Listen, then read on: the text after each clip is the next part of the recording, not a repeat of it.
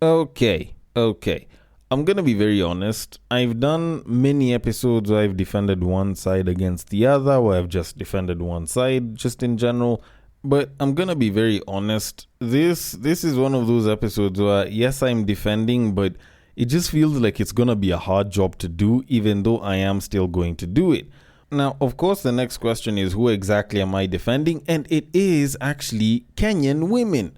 Oddly enough, I'm going to be defending them on this episode, and the reason why it's going to be so hard is going to be something that I feel some people just hear and they just get so fatigued over. But all in all, I am going to talk about it. Although, before I can get into any of that, first of all, where are my manners? I should have started with a proper intro. So, welcome to the Breakdown Podcast, where I talk about love, sex, and relationships from a guy's perspective, as well as a bunch of other guy shit.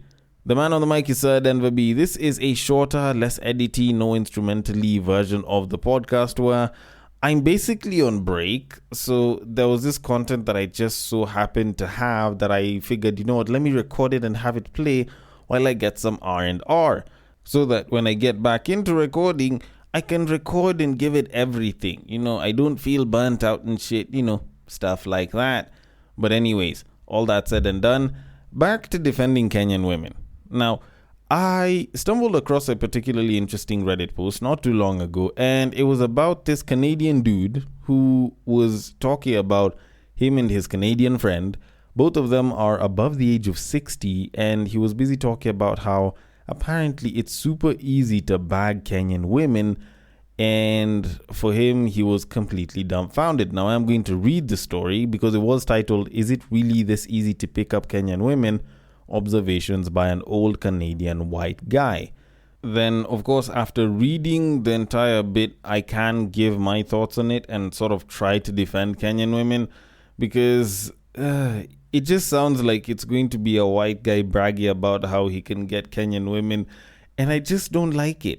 I just don't like how they kind of make it seem like, oh, these women are so cheap and easy, blah, blah, blah. But anyways, let me just read the entire post. So it says, and I quote, "Okay, so I'm this 66-year-old white Canadian dude traveling in Kenya with a 63-year-old Indian Canadian guy who was born here but emigrated to Canada decades ago. Picture what a completely average 63-year-old Indian Canadian man looks like, and you've got a lock on this guy. He wants to show me something the moment we are in the Nairobi airport parking lot. He strolls up to a decently attractive, slim, mid-30s airport worker, and over the course of the next 60 seconds, he has her name and phone number in his contacts and a promise to party with us that evening. Like, I'm standing there with my jaw on the floor at how utterly impossible this would be with a white Canadian woman. It just would not happen. Then, at the airport hotel we're staying at, he does it again with a cute, slender, early 20s woman coming out of the elevator. This time, in addition to getting her name and number, he basically asks to spend the night with her, outright. Again, all in about 60 seconds. And what do you know? She's actually messaging him back the next day. I am floored. He did this just to have a laugh and show me how easy it is. He had no intention of actually following up with either of them. He was just making a point. So I figure there must be some kind of implied financial transaction here, right? Do they think all old male foreigners are potential sugar daddies? Or is there some other intangible benefit from sleeping with a non-native Kenyan man, like a potential pathway to emigration? Like I say, unless you look like Brad Pitt, this kind of approach would never in a million years work with the white female demographic from my own country. Might even get you charged with sexual harassment. Please help me understand this phenomenon." End quote. Okay. Now, like I said, to be honest, this isn't a discussion I really wanted to have. It's not that it's something that's been lingering at the back of my head. Personally, I think it's just something that I've seen happen a bunch of times and I'm just never really bothered by it. But it is a discussion that I have sometimes looked at and I honestly just didn't really feel like getting into it. Minus the whole bit that I did with the passport bros probably about a year or so back. I honestly didn't really feel like such a discussion is really something that I should have, just mostly because there's a lot of it that is very subjective, and to some degree, you'd probably be touching on certain stereotypes, which the moment you start getting into stereotypes, it kind of can murky the waters a little bit. But you know what? This is the content I've got, so I'm going to work with it.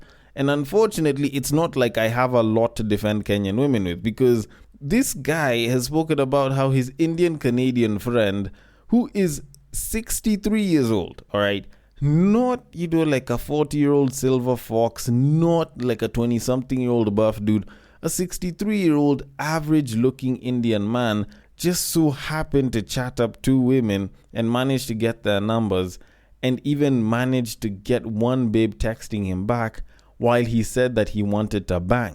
Like, that's not easy. It's not easy at all. Granted, you can always talk about, what it is that these guys are looking for and how that kind of ties into how they ended up there. Because on one end, you can talk about how it was so easy for them to bag these women. But on the other end, you kind of look at the women that these guys bagged, and just by description, I feel like they kind of fit the stereotype.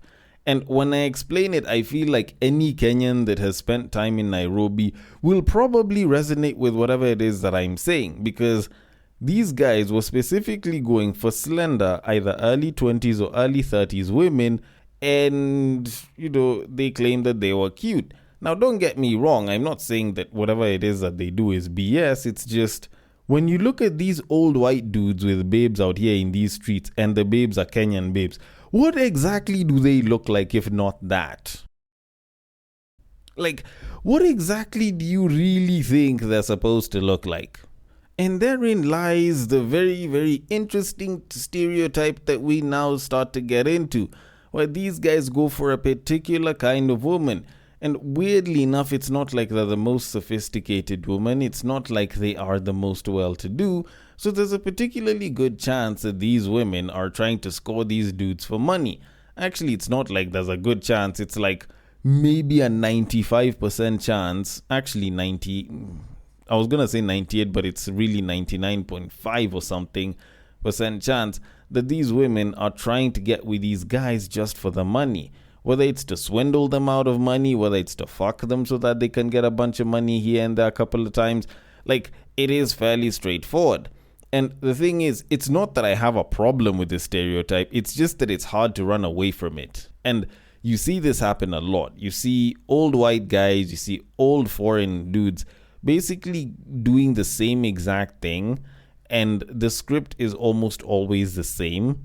And then at some point you kind of have to wonder, is it that these women don't respect themselves, or is it that these guys just go for the same types of women?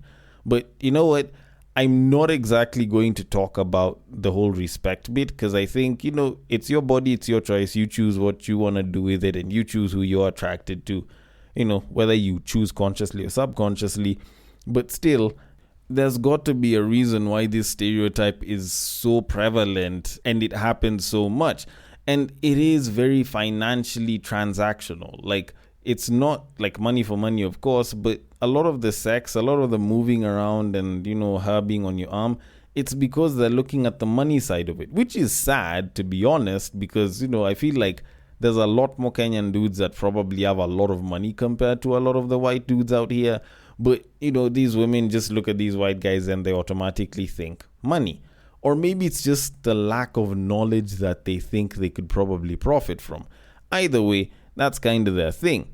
But even though we were to move away from the stereotype and the whole belief that, skinny black babe with a white dude is basically how it's gonna go, like, I feel like the explanation that was given might have also had its own set of issues. Now, I'm not saying that this is the truth. I'm just saying that this is another possibility, all right? There's a possibility that either one of these, or even both of them, but more so one of these women, was not actually interested in the guy, but just wanted to get rid of him. So she gave her number, and she basically just figured that she'll use whatever number he tries to contact her with to kind of block and or ghost the dude. Because, okay, here's the thing. Now, with the babe that was caught in the elevator and she gave the number and she was even texting, that one you could clearly see she was quite eager to, get with dude. But for the other woman, and I'm not saying that this is something that actually happened, but there's a very good possibility that she was just trying to get rid of the guy because she does work at the airport. Maybe she figured, you know what, it would probably be easier for me to just give the guy my number and then try to move on with my life and figure out whether I'm going to block him later on instead of me trying to reject him openly. And don't get me wrong, I'm not saying that the 60-something plus dude has no game or the babe that he was hitting on was like incredibly smart or some shit. It's just that there's an inherent Kenyan trait, and I feel like Kenyans probably don't know about it up until it's mentioned, and people from other nations will probably find out about it once they experience it a bit. But there's this inherent Kenyan trait of not being able to say no directly. And you'll kind of see this a lot, but you'll mostly experience this in like business or in sales, where you go, you pitch to someone, you try to push, and they're like, oh, okay, I really like it. Oh, there's this and this that I think we can do. And then right when you think you have the business, that's when they will be deflecting your calls. That's when they'll be trying to delay shit. They're like, oh, sorry, I'm in the middle of this, and this. Can I call you back? Or that's when they will not pick your calls at all, even though they said, oh, we really like this concept that you have. And this also does translate to relationships. There's a lot of women who feel like it's better to just give the number and then block you later on, as opposed to saying no and then you continue pushing, or you push a little too hard to the point where it actually becomes harassment. And it is something that I've heard Kenyan women say. It is something that I see a lot of Kenyans do in general. Although in this particular case, we're talking about the women, so Kenyan women. So there's a very good chance that one of those babes just wasn't interested in the guy, but just chose to give the number because she knows she can either ghost or block the dude, and he really can't do anything after that. And I think it is a fairly viable option, especially considering that the only other reason she'd say yes, because, dude did say that the friend is average Indian Canadian, is because of the money. The whole, he's an Indian dude, he probably has a bunch of bank on him. Like, there could be that bias as well. But in reality, like, in as much as these situations are there, I don't think they're a very accurate representation of Kenyan women, because the Kenyan women I know, the Kenyan women I've known, don't behave like that. They just don't go clamoring for like white people dick because there's a bunch of money that could be attached to it. They're not attracted to dollars like that. Like, they are very into making their money. They're very into building their shit. And yes, while there's some that can engage in debauchery, like there's a certain level of pride that Kenyan women have that I don't think they would be very comfortable doing this with just about any random old white dude. So truth is, this could be a representation of some Kenyan women, but this is not a representation of most or even all Kenyan women, to say the least. This is just a representation of hoeing. And guess what? That's the hospitality industry that these guys were a part of. And guess what? There's a lot of babes that can hoe around in the hospitality industry. I'm not saying all of them are hoes, but when you look at it, there's a lot of these people in the hospitality sector that are barely making much money, and their job is to take care of people that have net worths thousands of times bigger than what it is that they make. So if these guys are trying to bang them and these people are seeing a chance to make money, of course some of them are going to hop on that opportunity. So when you kind of think about it, this was kind of expected. And honestly, I don't think this is a very accurate representation of Kenyan women to white men or even to most men that aren't Kenyans. So to kind of conclude all of this, if you're a Kenyan woman and you're listening to this, please guard the reputation of Kenyan women, because y'all are already being shitted on out here, and you can clearly see that this is an example of it. So you might as well guard your rep as a Kenyan woman. If you're not a Kenyan woman and you are not Kenyan, then, well, like I said earlier, this isn't a representation of Kenyan women. That is just a representation of hoeing. And guess what? In the great words of the rapper Ludacris, he says, and I quote, "There's hoes in the room, there's hoes in the car, there's hoes on stage, there's hoes by the bar, there's hoes everywhere." Or maybe I'm wrong and there's a lot of Kenyan women that are just hoes. Either way, I want your thoughts on it. The DMs are open. On IG, it is at the breaktime_podcast. On Facebook, it is at the breaktime podcast. On X, it is at Bagaka the D. And on Bluesky, it is at the breaktimepod.bsky.social. Thank you so much for listening all the way till the end, and I will catch you guys on the next break.